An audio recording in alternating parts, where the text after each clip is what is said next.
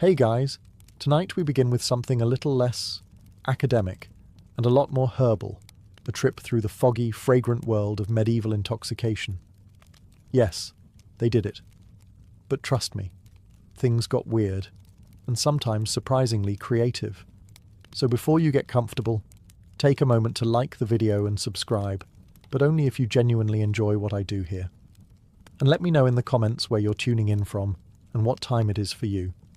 It's always fascinating to see who's joining us from around the world. Now, dim the lights, maybe turn on a fan for that soft background hum, and let's ease into tonight's journey together. It's tempting to imagine the Middle Ages as a grim, mud-covered parade of monks, plagues, and potatoes. But under all that wool and despair, there were people, regular, flawed, experimental people, who occasionally looked at a strange route and thought, well, let's see what happens if I drink this with hot wine. And to be fair, who could blame them?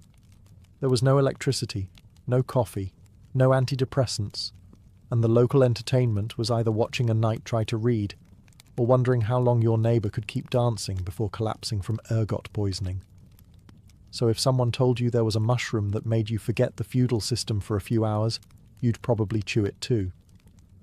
Contrary to modern assumptions, the concept of using substances to expand the mind, escape pain, or simply make one's day slightly less horrible wasn't rare. It was baked right into the culture. But it wasn't called getting high. There were no medieval stoner duos giggling behind the haystacks. It was wrapped in terms like visionary states, divine inspiration, pain relief, or in extreme cases, uh-oh.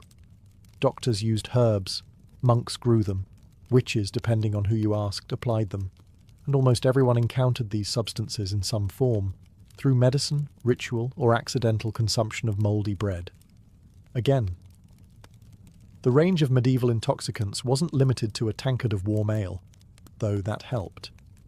They had roots that screamed, flowers that blurred vision, seeds that induced prophetic dreams, and ointments that made people believe they were flying naked through the sky with Satan's catering team.